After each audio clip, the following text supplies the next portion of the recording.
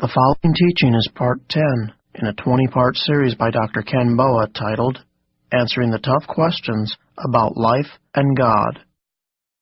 We're going to be looking at the basic question that has plagued people for millennia, namely, if God is good, why do evil and suffering exist? And it's a basic objection that's surfaced, and I think up until quite recently, it's probably been the most fundamental barrier to people, but I now suspect that the biggest barrier is a different question, namely the exclusivity of Christ. That is to say, is Christ the only way? So what we have here is a very clear difficulty, and we're going to approach it head on. We're going to spend 2 sessions. Again, all I can hope to do is to skim the surface. That's all we're going to do. On the first side, God exists and evil exists and God doesn't, or God exists and evil doesn't, or they both exist. And when you move into that question, you have a simple flow chart that looks like this. The problem of evil consists of those 3 options. I can't think, well, there is yet a 4th option that neither exists, but I don't know of anyone who entertains that, so you don't need to worry much about that. So you have these 3 options we're going to look at. And if you can eliminate the first 2 options and argue that both God and evil exist, then you have three options within that. And namely, God is either less than evil, he's not as great a power as the force of evil, or God and equal are 2 co-equal and co-eternal opposites, which is dualism, or the 3rd option is that God is greater than evil. And if God's greater than evil, that leads to a couple of problems. Then if God's greater than evil, how come he allowed it to start in the first place? And secondly, why doesn't it stop? You see the problem there? So that's just the flow of where we're going to head together in our time. And then we'll just kind of pick up where we left off, the option of theism. We're going to look at, as I just mentioned, those 2 fundamental questions, causation and then cessation. We'll also have a word to say about a couple of other things, about other possible worlds. Why did he create a world in which evil would even begin, and other things along those lines. So we're going to be looking at that, and let's walk through this very, very briefly. We won't spend a lot of time on the first 2 options, because the first option, that evil exists and God doesn't, we've already discussed. That was the first question. So we've already discussed the whole issue of atheism and so forth, but that there is a basic argument that's been used, and people like H.G. Wells, David Hume, Bertrand Russell have all kind of posed the following syllogism. They say the major premise is if God is all good, he will destroy evil. If God is all powerful, he can destroy evil. Evil exists, what's the conclusion? Therefore, there is not an all-powerful, all-good God. Sometimes people will say they'll just deny his power. Sometimes they'll deny his goodness. Others, the atheistic position, would just say that this argument defeats atheism. Actually, next week I'm going to give you an argument from evil that turns the tables and actually argues from the existence of evil to the existence of God. Now, I'm not going to tell you what that'll be. We'll wait till next week for that. But it's a very good argument. I rather like it. So, but I thought, give it to him next week. So let's take a look then at this first option that we've got.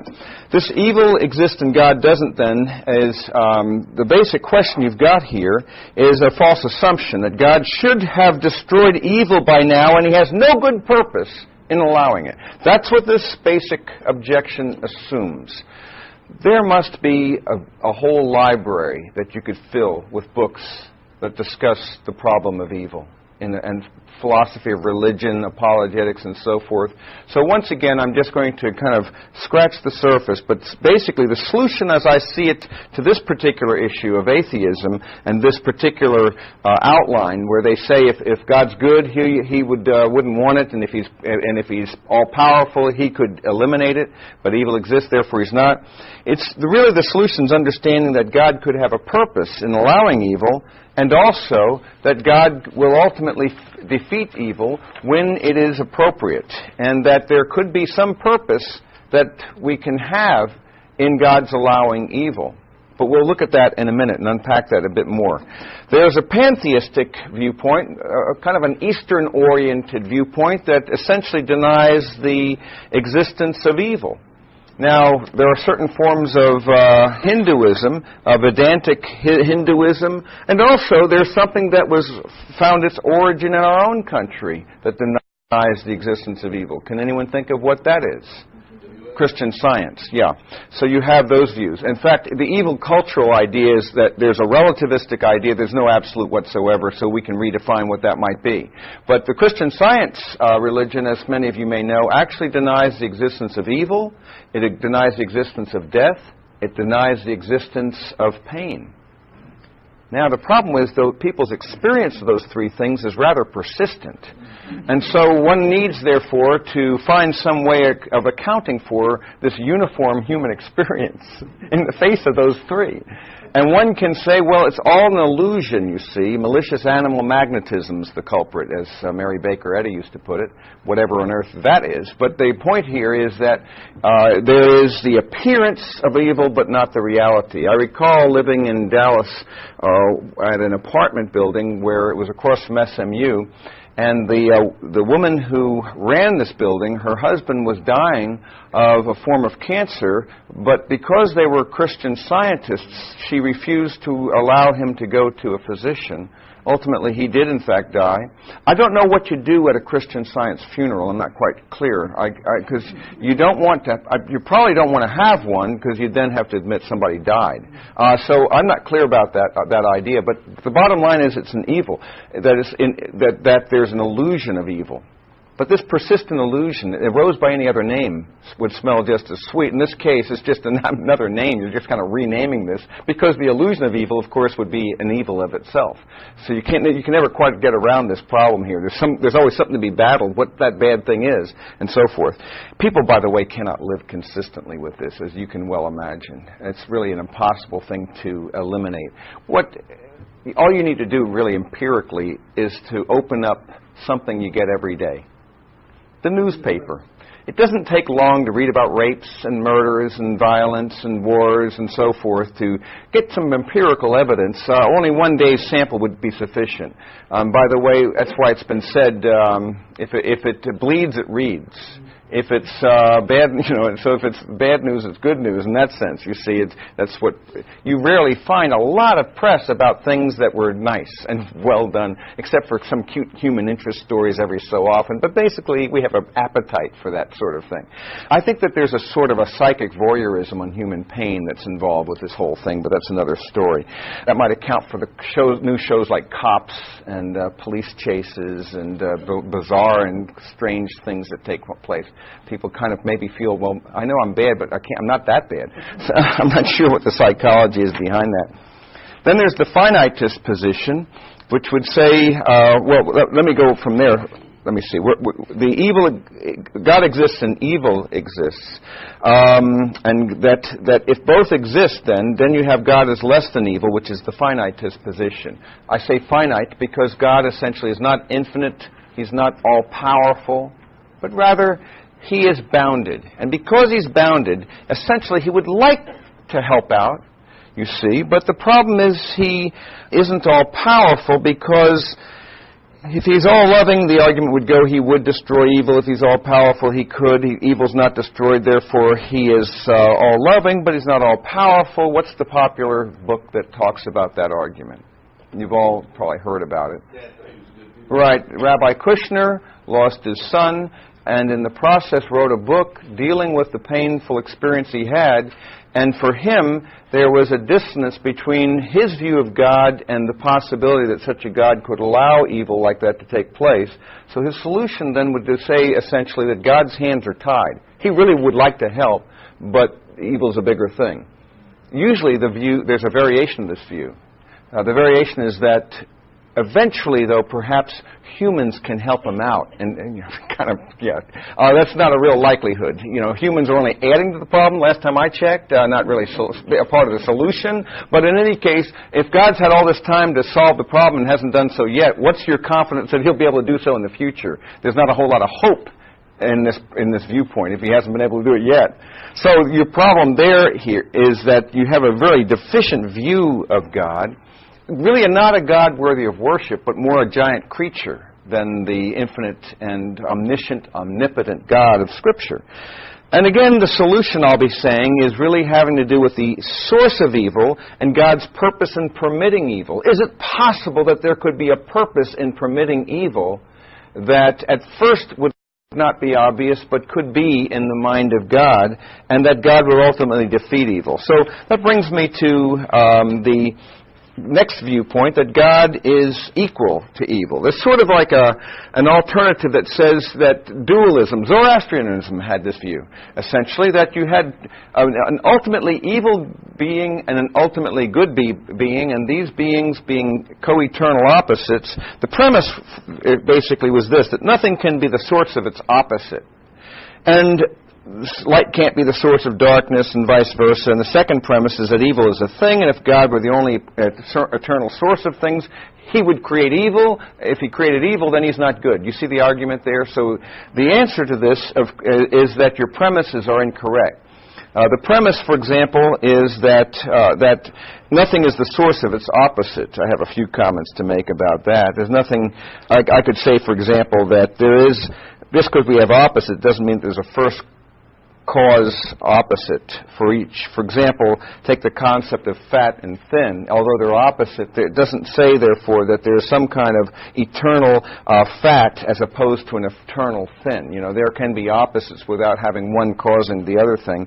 And furthermore, if you think of it this way, imagine you have the idea of one powerful force moving one way, another powerful force moving in the opposite way. What happens when they kind of are at loggerheads? Suppose you had the absolute immovable force in confrontation with the absolute immovable object.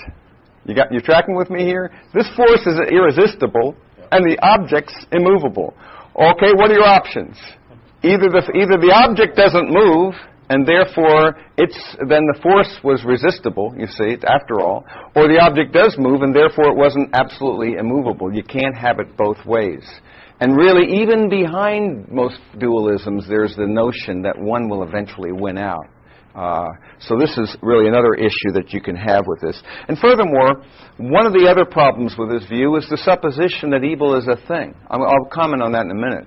But actually, your definition of evil is extremely important here. And we're going to see how Augustine and then later Aquinas made the claim, and I think rightly so, that evil is not so much a thing but a parasite on good. That it's an ontological parasite. It doesn't have any existence in itself so much as it's a distortion of an existing good. And so let me make a comment about that in just a minute. So that brings us then to the third alternative, that God would be greater than evil. Of course, this is where you have your first-class problem once again. Okay, if God's all-powerful, what's the issue there? Then He would be able to overcome evil, or keep it from starting, so the argument would go.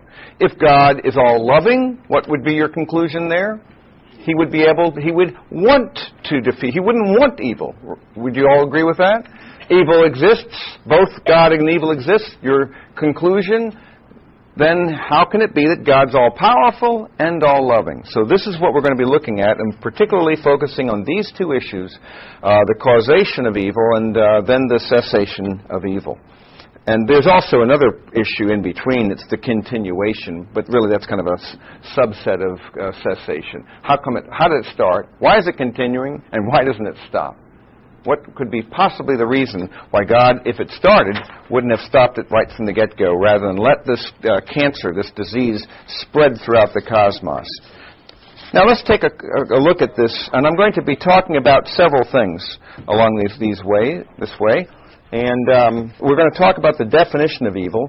And I just described evil before as a sort of a lack of a good thing, either between in some good thing or between two good things. And so what we're seeing here is the possibility that evil could be, rather than something that is inherently a created thing, could be really a distortion in a created thing.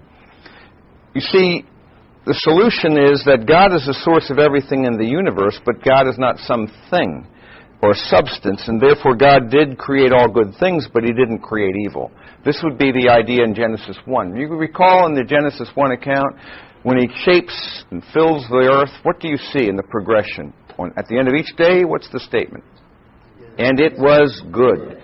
Good, good, good, good, good. And then on the seventh day, it was very good. So he was pleased with the final product.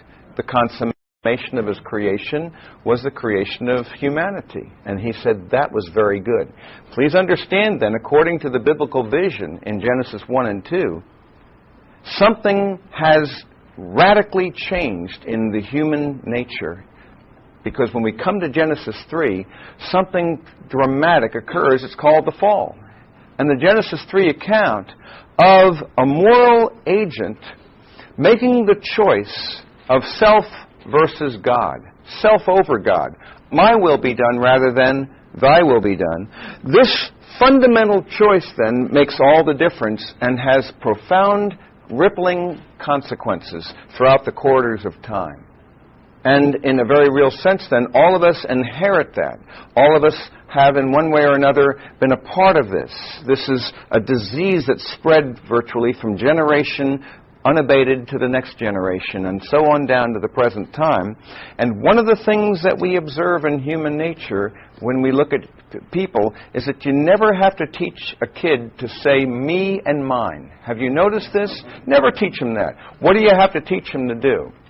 Share, Johnny. You should share with your little sister there, Johnny. No, it's mine. She's nothing doing. And you can also look at a child, and you always have to say, I remember Sesame Street, cooperation, and teaching kids to have a little measure of altruism, the selfish little creatures.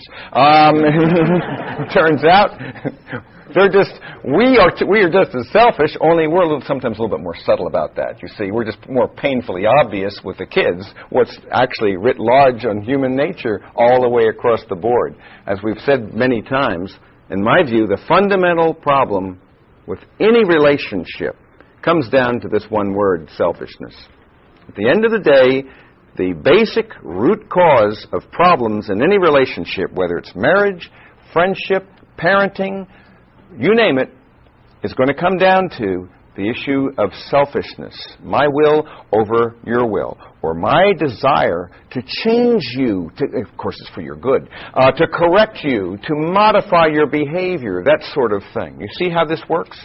And so consequently we have this clash of wills that really originated with the first clash of wills. Namely, when the statement was made, my will, not thy will, be done. By the way, the temptation was a clever one, because in the garden, in Genesis 3, the temptation had to do with the notion, as Satan tried to do it to the serpent, God's holding something back. See, if he really loved you, he'd let you in on the whole business of the nature of evil. He tells you not to eat of the knowledge of the tree of good and evil. What's he holding back, you see? What's he trying to keep from you from having? So the fundamental issue that always leads to disobedience is a lack of trust and the mindset that we have a better idea than God what our best interest looks like. It always keeps coming back to those basic notions. And so in the belief then that this was in fact the solution to human felicity by finding our own course of action rather than God's, the blast of the fall led to profound consequences, and we'll talk about that in a moment. But essentially I'm going back to this notion that evil is really a lack of something or an absence of something that ought to be there.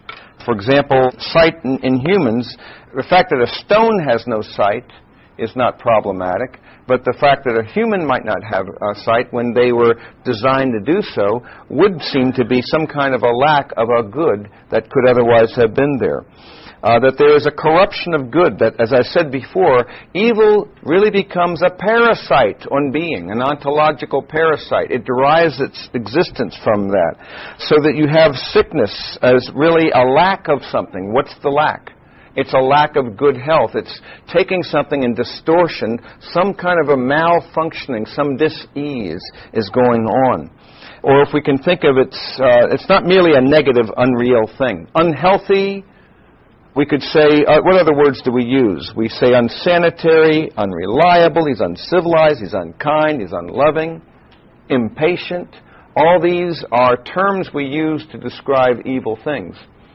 And it turns out even a murderous action, when analyzed, can be reduced to a distortion of a proper motive, or a proper idea of a thing that a person could have, a desire for some kind of a gain, but it's distorted and twisted, and so ultimately this parasite takes place. But it has no ultimate reality in and of itself.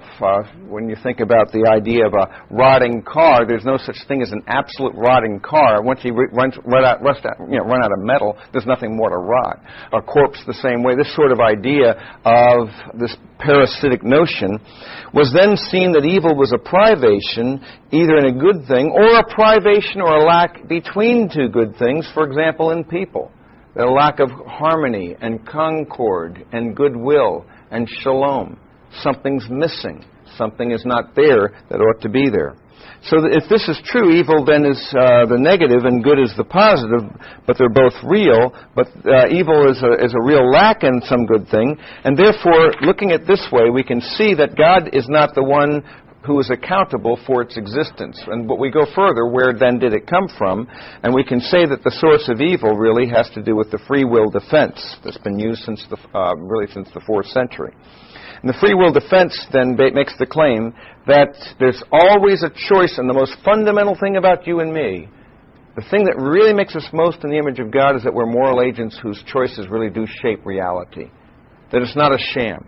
Imagine a world, for example, in which God were to intervene at every point and every place when you chose to do something nasty to a friend or to another person. So you tried to shoot them, and the bullet turns into a marshmallow. Or you drive recklessly and take a turn too quickly, and a gust of wind miraculously comes back up and pushes your car back on the road. You try to beat somebody over the head with a hard object, and it turns into a noodle.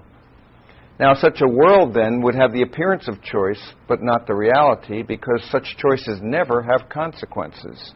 And without consequences, a thing's not really a choice. It's only the appearance of a choice. Do you see the nature of this? Herein lies the dilemma. It's the dilemma of free agency vis-a-vis love and choice. Because in creating a free agent, there's always the possibility of rejection. This is why people who've been hurt in love, their natural temptation is to do what? You tell me. What's the natural temptation? Not get involved. Don't want to go through that again. Hey, it's not worth it. I have enough problems of my own. I don't need to mess up my life with somebody else and their agenda. What happens, though? You get lonely, things happen, and then you go right back into the deal and say, how did I do this again? But you see, here's the problem you've got. You see, it's like two porcupines in a cold night. You see? So they huddle together, they get warm, and as soon as they do, they push each other away and back and forth, like a yo-yo. And this is a problem in our relationships. And I think C.S. Lewis put it so well when he said, the only place where you can be absolutely safe from all the dangers and perturbations of love is hell. There you don't have to worry about being hurt again by another human being, you see, because everybody will be in their own little black hole of self. And so the consequences then are, even when we look at Earth, when a person tries to back off and put that carapace, that hard carapace around and protect themselves from people's agendas, you know what happens? It basically leads to a life that has no meaning, no purpose, no quality, no substance, no value. And so this is the dilemma that we have. The only solution, really, to quality relationships is a heart transplant, a transformation, a change in human nature. Is it possible, then? Is there something that can actually change us so that we become other-centered rather than merely self-centered? Is there something that can dynamically cause us to, in fact, put the interests of others above ourselves? And I argue, of course, that there is. But it'll take something beyond the human condition to make that available and possible, and that brings God into the picture. And, of course, when you're bringing God into the picture, you realize that there are various dimensions of this problem. In fact, let me go back for just a minute and show you that there are three aspects. There are really three essential answers to the problem of evil and suffering. The first answer, and we were kind of looking at this initially, is a sort of what we might call philosophical answer. And the philosophical answer is where we're going with Genesis 3, this whole idea of that there is the free will defense, but there's also a theological answer, and this deals with the book of Job. And we're not going to get into the book of Job, but the bottom line there has to do with the sovereignty of God, and there are dimensions here that transcend human comprehension, that there is in fact a mystery. Job, you recall, never did get an answer to why he was suffering. Do you recall how that worked out? You and I have a privileged access to Job chapter 1 and 2, but he didn't. You see, wouldn't it be great if any time you suffered you could see the Job 1 and 2 of your life? In other words, the background, this is what happened here? That'd be great, but you're not going to see that this side of eternity. It would also be nice to see Job chapter 42, how it all ends up. Remember how it ends very well?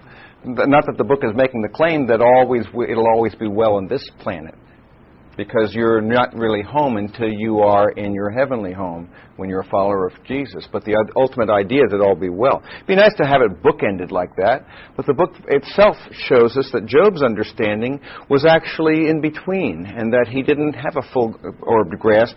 But one thing he did learn about was the sovereignty of God and the folly of human intentionality, making the claim that God, when he goes in a way that is contrary to my intentions and my desires and my purposes, must not be doing something right. We also then have what we might call a devotional answer, or we could call that a personal answer. And the personal answer, and this is where it really comes home, is in the person of Christ. C.S. Lewis, when he wrote The Problem of Pain, focused much more on these two issues. But when after he lost his wife, Joy Davidman, you recall then that he wrote another book, anonymously at first, and then it was later, of course, realized it had to be Lewis. The style was clearly his. And it was A Grief Observed. And there he expressed his own pain, his own anguish, his own disappointment, one might say, with God, his own dashed expectations, even though he knew in marrying her that he was committing himself to this kind of pain, and understood this. But you have a man struggling, not losing his faith, but rather struggling with this issue.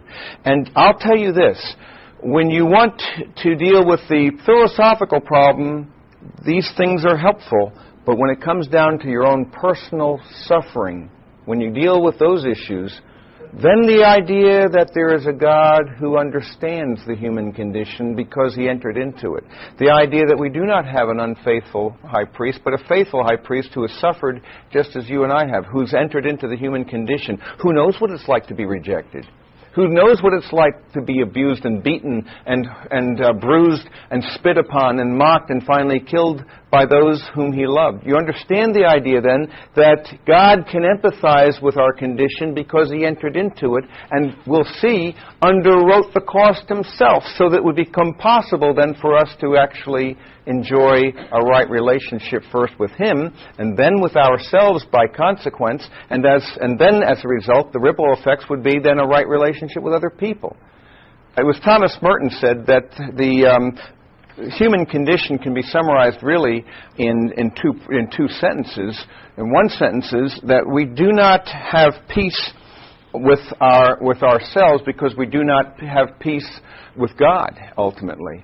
And because we do not have peace with ourselves, we do not have peace with others. The idea here is that the right relationship with God will redefine who and whose we are, and then make it possible and give us resources in order for us to have peace with other individuals. So we have these dimensions here, but let's return back to where we were. Again, we're looking at this whole business on the problem of evil, the source. I'm going to be arguing then that there is a source that Scripture affirms, that is the issue of free will. And going back to that, I would like to suggest that the nature of a choice, the importance of a choice, has everything to do with the consequences. Now, we live here in Atlanta, but I have to tell you, the consequences of choosing between Coke and Pepsi aren't really that great. Now, I know that some people might well disagree with this, but really they're not that great a consequence. But the consequences of the choice between Coke and let's say cyanide, that's another matter. You see, then there are some serious consequences as to which you choose. Suppose you had two Cokes. One is an ordinary Coke, and the other one's laced with a couple of drops of cyanide, which is more than you'll need. They shake it up well. There, you can't tell the difference. That choice, you know, will be of great consequence indeed. And so I'm suggesting, what could be the greatest choice that one could ever make? And the one that would have the greatest consequence? Tour away from God. If God is the one for whom we were made, and He's the one who spoke the cosmos into being, then clearly the decision to turn to or away from Him would not only be the most important choice, but it would also have the greatest consequences, because the Scripture said, in the day you eat thereof, you shall surely die. And first it was a spiritual death. Remember, death in Scripture is not annihilation, but separation. That you'd be separated from God, but that separation, that spiritual death, would ultimately manifest itself in the physical realm of physical death, which is separation of the soul from the body, and that you will die doubly. And so this terrible consequence was seen in Genesis 3. Cursed is the ground for your sake. And so even the natural order was distorted. And now, as a consequence, we now live in a disease-death environment. Neither nature nor ourselves are as God made them. They have been distorted. They have been changed according to the biblical vision. So it had profound consequences. So this is the thing that God creates, then, is the ability to make what we might say free will. Now, when I say free will, I'm going to bracket that. Nobody has absolute, total freedom. Only God has that kind of freedom. You don't have freedom, for example, to walk through that wall. There are some things you can and cannot do. But within those boundaries of human choice, there are some choices that you can make that really do count. So it's an ability to choose between one thing and another, between good and evil. And so it creates the capability, though, of actualizing evil, but not necessarily evil itself. Therefore, God did create the possibility of evil, but we created the actuality of evil. You see the idea there? The possibility. The possibility of an evil is not an evil itself, if it's also the possibility of a greater good, and God must always do His best. As I look at the Scriptures, then, we will look and see the bigger picture, that the evil that we will see in the Genesis 3 account, and then comparing that with the Revelation 21 and 22 account, will show us that ultimately, while this is not the best of all possible worlds, have you noticed that lately? There are some very easy ways to seeing better looking worlds. Nevertheless, Scripture affirms that this is the best possible way to get to the best possible world. And we'll be seeing that there is a teleology, a purpose, a directedness in the sovereignty of God that somehow will be capable, so great is He, of taking human choices, even those that are against Him, and turning it ultimately to a greater good. And this is part of the mystery that we see concerning the cessation of evil. Now, I say that evil, though, certainly has a great risk involved. What's the risk here is that God can choose to make people who are personal and agents who are like Him. I mean, there's no pleasure in creating a robot. When you think about the HAL 9000 computer, remember in 2001, how many of you remember the 2001 A Space Odyssey? Most of you saw it. Oh, it was a cutting-edge deal when it first came out. Everything, it changed all the rules. And you recall the HAL 9000 series was just couldn't really go wrong. It was designed to where he would always repair himself and always make good decisions. And you recall the horror of realization that HAL had his own ideas as to the mission, and he did not want that particular mission to be aborted.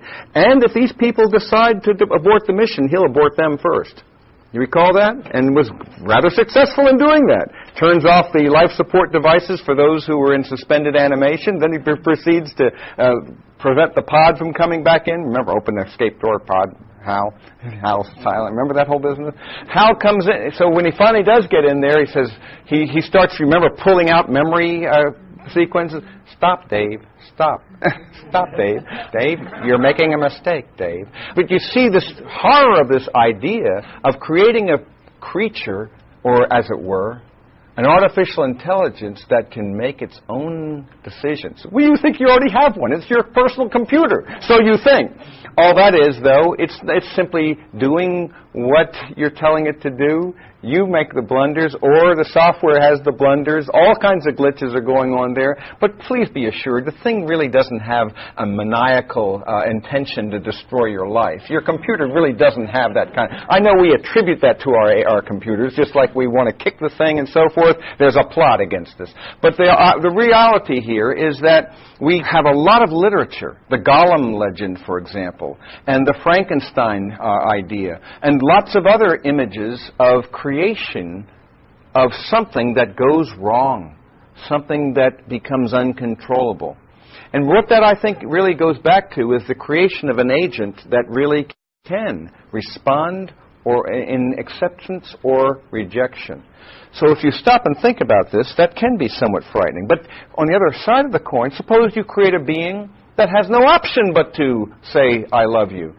Some of you may remember when you were very young, some of the women here, I hope it's not the men, playing with the little doll that said, I love you, Mommy. And the little dolls, you know, you pull a string out and it would say that. I have to admit that that's not a very satisfying thing, and even a 2-year-old can, after a while, catch on that this isn't really a personal relationship. They're not that dumb. You begin to realize that this thing really doesn't have a real rich form of interaction with me here, that you'd rather play with other objects and you attribute intelligence to the thing rather than this silly thing. You pull a string out and it talks and it says, I love you, Mommy.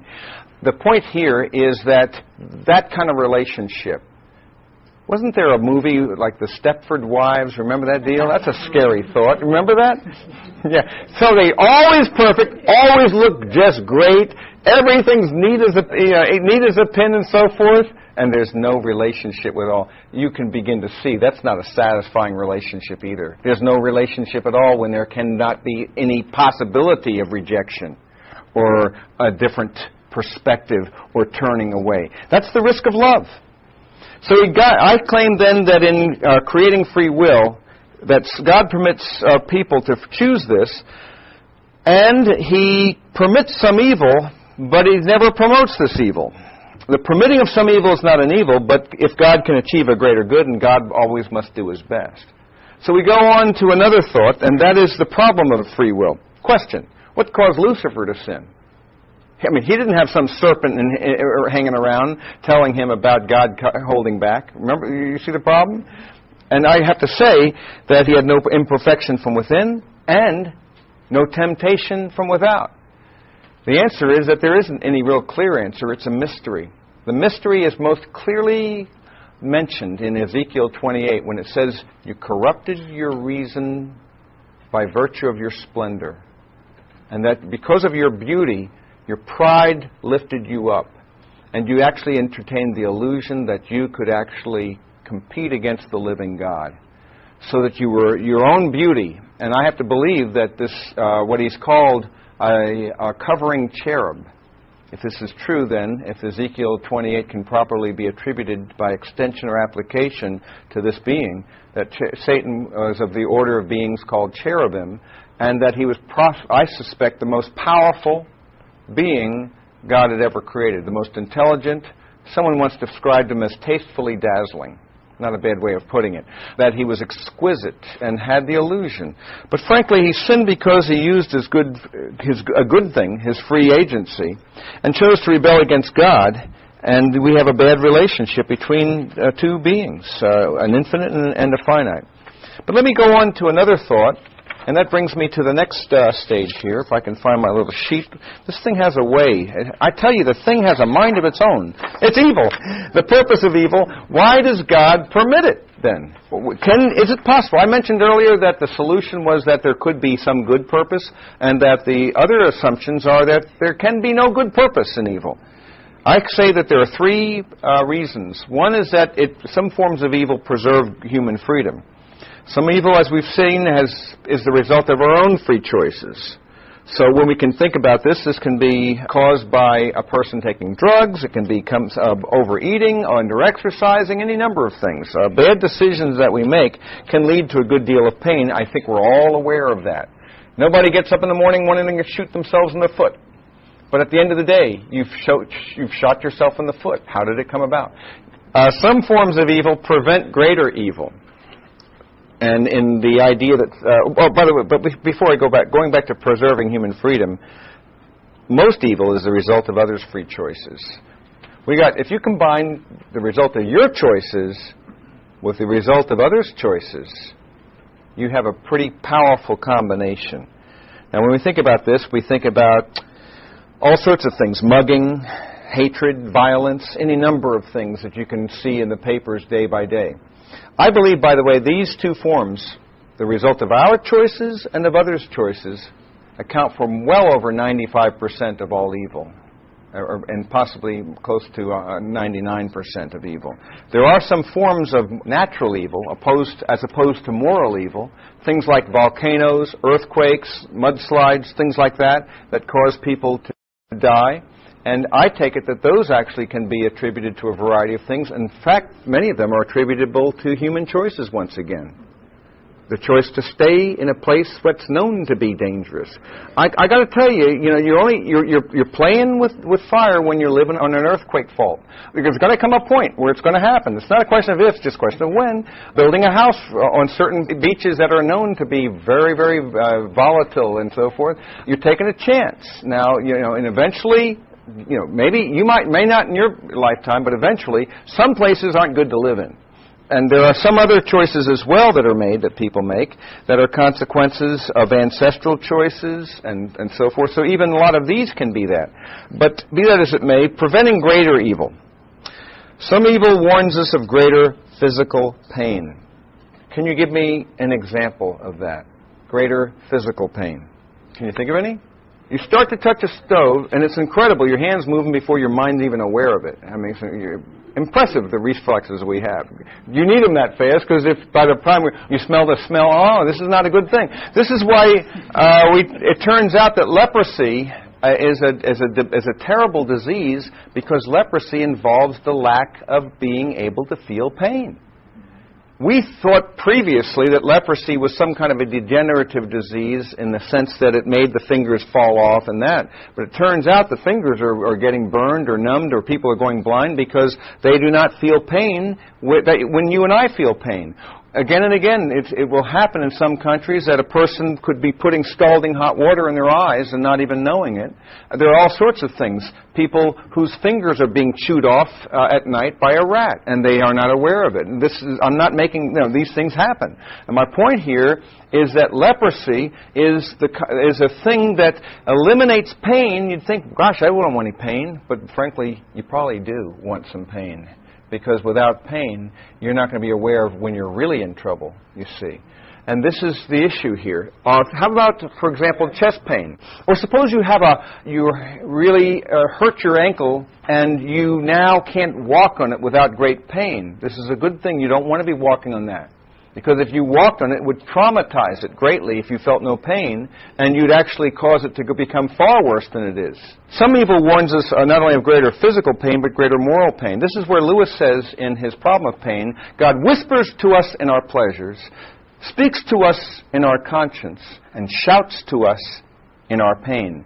Pain is God's megaphone to rouse a deaf world. You see what he's saying?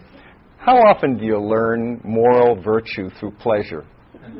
Let's be honest about it. Wouldn't it be great if you learned virtue and became a greater person of character as a result of success? But I'm sorry to say that as a general rule, we learn far, far more from our pain and suffering than we do from our successes and pleasures. And that is why he says, God whispers to us in our pleasures. He speaks to us in our conscience. He doesn't shout in your conscience, because you can steamroll your conscience. You can kind of repress that. But he does shout in your pain, and that you cannot repress. He shouts in your pain, and it will not go away. And the longer it's there, the more you're in a position, perhaps, to be willing to listen to a voice you've resisted all your life. That it may well be that the greatest moment of grace is when you're flat on your back and you have nowhere else to look but up. That at the end of the day, that God's severe mercies might be designed in order to bring out a greater good in the long run, which brings me to the third category, promoting the greatest good. That some forms of evil can actually promote the greatest good in two ways. I think some kinds of pain can be the condition for immediate moral perfecting. And when I think about a person like Johnny Erickson Tata, and she wrote the book Johnny, many of you are familiar with this book, she spent a long time trying to get healed. A lot of people, everybody was coming around with their own theories like Job's counselors. If you have enough faith, then God will make you well. And all these simplistic, really just plain stupid counsel that she received. And she herself says, as it's been 30 years since that awful accident that left her a quadriplegic. And in this condition, she herself says, I wouldn't have it any other way. Now, every day, she struggles with their daily existence, and it's not an evil one. But there's a quality and a depth that everyone recognizes about her that would never have been achieved any other way in her life. This is why Alexander Solzhenitsyn could actually say, bless you, prison. Because he spoke of prison as being that place where God got his attention, and perhaps would never have really become aware of his true condition apart from the gulag. And so the issue here again becomes, is it possible that some forms of pain can be a condition for immediate moral perfecting? Mercy, patience, forgiveness, courage are virtues that are achieved in a context of opposition. And then I would say, furthermore, that it promotes the greatest good if some forms of evil can be the condition of ultimate moral perfection. That is to say, preparing you and me for the life to come. And thus, in some regards, causing us to transfer our affections from this planet and all its machinations to our true destination, which is to transfer our hope from the present to God's promises. And in doing so, then, could really move us in that direction. It's been said, as long as we remain as we are, a world without pain, disappointment, obstructions, and frustrations might well lead to such an increase of arrogance and hardness of heart that life would become insupportable. The tearless world of heaven is a suitable home only for we as we will be. It's an interesting thought when you look at it that way, that we're not ready for it yet. In fact, I think it was C.S. Lewis who also said that in our present state, the pleasures and joys of heaven would be an acquired taste. You wouldn't be ready for it yet. He's got to prepare us for what he has in mind. And so I'm suggesting here then that in conclusion, the greatest good achievable with free creatures is better for us and brings the greatest glory to God in time and in eternity. It's a hypothetical world, yes, where one could say that evil would not exist. It may be logically possible, but actually unrealizable, and maybe morally less desirable. There's a greater profundity than what we can see. Remember, it's like this. It's like taking a piece of a puzzle. You have a 5,000-piece puzzle. And you're given one or two or three pieces of that puzzle, and you're not given the box cover. And you're invited to tell us what the piece will be like. 3 pieces out of 5,000. How will you do? You won't. You'll be clueless. But we'll say, God, based upon these 3 pieces, I think that you don't know what you're doing. Actually, it's the other way around. You see, it's going to turn around, and we're going to be realizing the utter arrogance of us supposing that we can bring God to the dock and hold him in contempt and to argue that he doesn't know what he's up to. That there's a hubris about that, a certain arrogance about such a thing. I'm suggesting as well that when we consider this world, and I'm almost through with this portion of my thinking here, for the person who asks, why doesn't God stop all things like war and things like that and evil? Why doesn't he stop all those kinds of things that we see in the planet? It's an interesting question, isn't it? Have you ever asked this question? Why doesn't he stop it? Well, have you ever thought this? If God were to stamp out all evil at midnight tonight, who of us would be around at 12:01? We're real selective about the forms of evil we'd like God to get rid of. War and things like that. But how about greed and envy and pride and gluttony and the other things? Well, don't cut up all forms of evil, just those things that I'm not likely to do. You see where the problem goes there.